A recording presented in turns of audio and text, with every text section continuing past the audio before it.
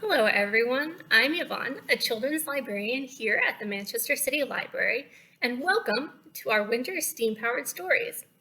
These are story times that are aimed at grades 3 to 6 and have a science, technology, engineering, art, or math component. For copyright reasons, our stories are only going to be read in person at the library, so please visit our website to register if you would like to join us. In-person attendance is also going to guarantee that you get a kit to create our craft with. But I also thought that we could continue posting some of our crafts and activities here so we can share it with as many people as possible. So let's get into this week's STEAM-powered story.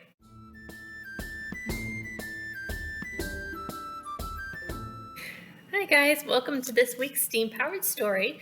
This week we are going to be talking about music and sound. And the book I've chosen for us today is M is for Music by Kathleen Kroll and illustrated by Stacy Inrest. As mentioned, we're not going to be reading this online, but it is something that you can check out at the Manchester City Library if you come in or put a hold online. There's also going to be a few other books at the end of this video that I think you guys might want to check out if you were interested in what we have done today. So let's get started learning about music and sound with our first activity.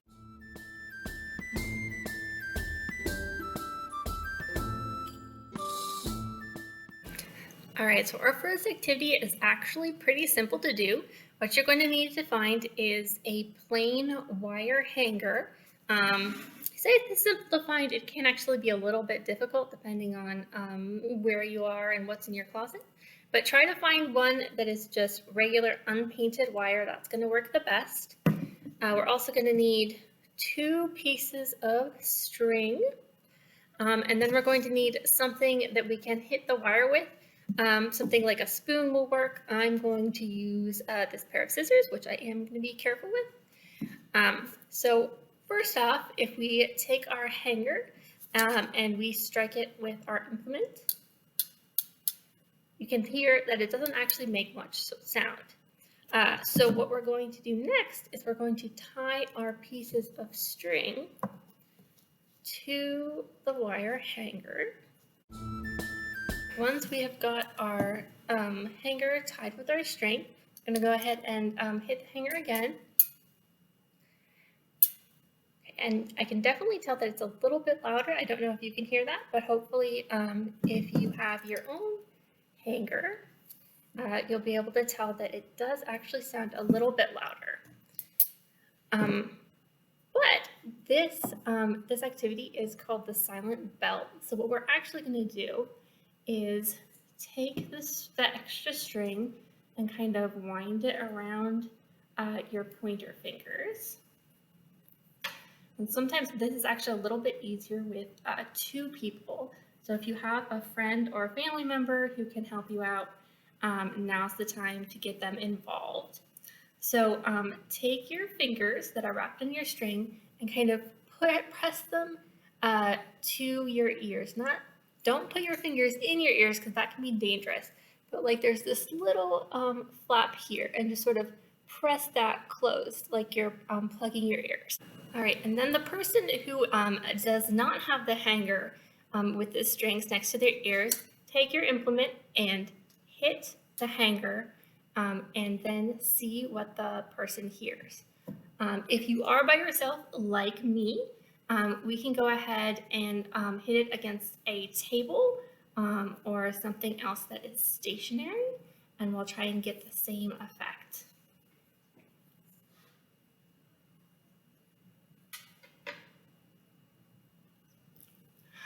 All right.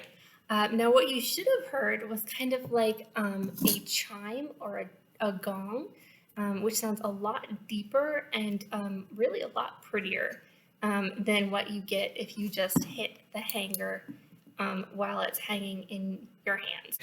So that's why we call it the silent bell, is because only the person who is attached to the string and has that by their ears can actually hear the pretty chime of the bell that we have made with our hanger.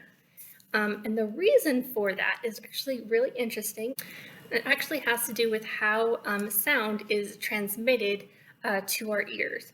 Normally, sound is transmitted through the air, like when I talk to someone, and the sound waves travel through the air and to their ears. But in this case, the sound is actually traveling through the metal to the string and then through our hands into our ears. And because the metal, string, and our hands are all solids as opposed to gas like the air, because molecules as they exist in the air are kind of farther apart. So it takes more motion for them to hit into each other and then transmit the sound. But because solids have molecules that are already closer together, it's a lot easier for them to knock into each other and transmit the sound to our ears. Therefore, we hear this pretty deeper sound through the solids rather than just through the air. Okay, so I think that's pretty fun. It's a cool trick that you can pretty easily show your friends and family to impress them, but that's not all we have. So let's move on to our next activity.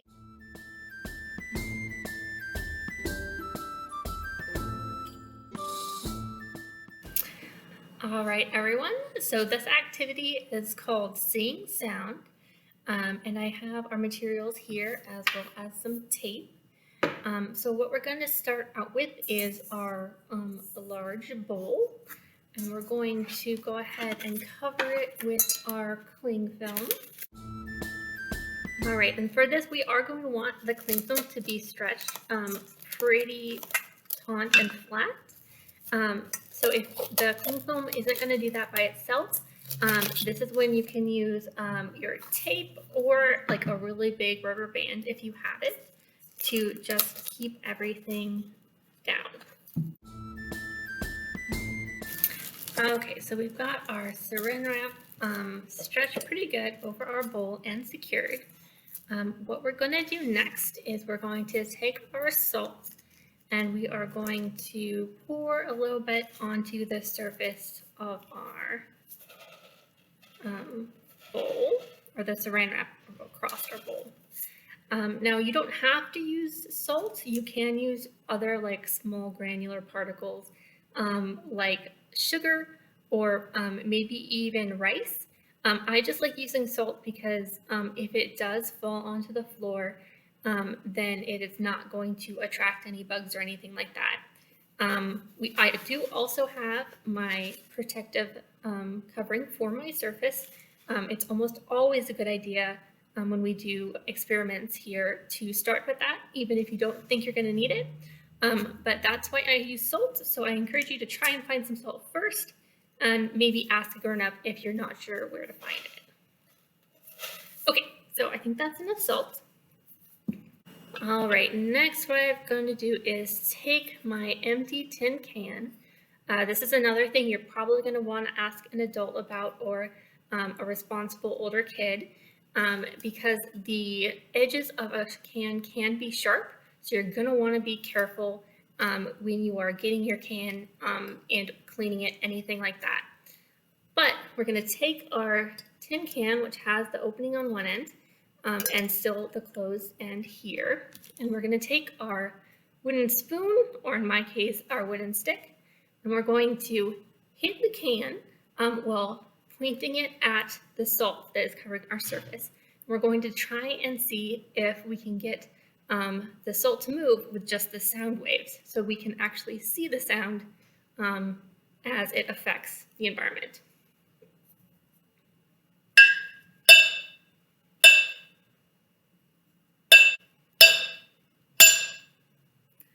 Okay, so we can definitely see that the sound waves are affecting the salt as it sits on the surface.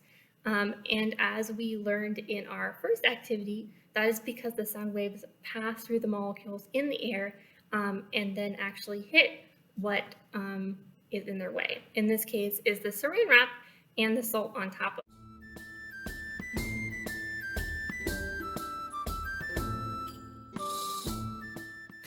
Hey everybody, and welcome to the craft portion of our steam-powered stories this week. If you did attend Steam Powered Stories in person, you'll have this handy dandy craft kit, which actually has all of what you need for this week's craft. If you were not able to attend with us in person, then extra craft kits are going to be available here at the Manchester City Library in the children's entryway, which is also the accessible entrance to the building, for as long as they last. So if you want to join us with this craft and use our craft kit, then go ahead and stop in and hopefully we'll be able to help you. Remember, if you guys want to come in person, please visit our website and sign up so you can get a craft kit while you're here visiting with us. Okay, so inside of our craft kit, besides the instructions, we're going to find two large popsicle sticks. We're going to have four pieces of straw. It's basically one straw that has been cut up into 4 pieces. You're going to have a thick rubber band. This is a size 64 if you are looking yourself to get them. And then just 2 smaller rubber bands. Does not matter how big they are as long as they fit. Okay, so first you're going to take one of your popsicle sticks and we're going to put the large rubber band over it. Then what we're going to do is we're going to take the first of our straw pieces and we're going to put it underneath the rubber band. Then we're going to take the second straw piece and we're going to put it on top of the rubber band next to the first straw piece. Then we're going to take this third straw piece and we're going to put it underneath the rubber band close to the other side of the popsicle stick. And last piece of straw, we're going to place that right here on top. So basically we have a straw underneath the rubber band, straw over the rubber band, straw underneath the rubber band, straw over the rubber band. We're going to take our other stick, we're going to place it on top like a sandwich, and then you're going to take your first smaller rubber band and we're going to secure the end. If you need a second set of hands to do this part to keep everything together, it's totally fine to ask for help. Then we got the second rubber band, same way on the other end. And what we're making here is our craft stick harmonica. So then what you do is you basically put your mouth in between the straws and go ahead and blow. Have fun with this. It is a blast. So basically, as we have learned, sound is made from vibrations in the air. And what we're doing, if you look very closely in between the popsicle sticks, the large rubber band is kind of floating. And when we breathe over it, we're vibrating the rubber band, which makes a louder sound than just the breath that we are putting through. So with our straw pieces, I want you guys to go ahead and experiment on your own and see what happens when you move the straws around, or possibly even what happens when you take some straws out. What does that do to the sound of your craft stick harmonica? Don't worry if something falls out. You can just take this apart and remake it if you want to put your straws back in place as they are originally when we started. Okay, I hope that you guys have fun. Try not to annoy too many people that you live with this. I'm trusting you guys. All right, enjoy. Thank you guys so much for joining me here for Steam Powered Stories. I hope you guys learned some things. I hope you had fun investigating music and sound this week. We will have another Steam Powered Stories, not next week, But the next week, which is going to be on the 21st of December, there will be a small hint at the end of this video, so to show what we will be talking about next week. Remember, if you do want to do this in person, to hear the stories and do the activities and crafts, then please visit the Manchester City Library website and sign up. But if I can't see you in person, I hope to see you again here. Till then, have fun and goodbye.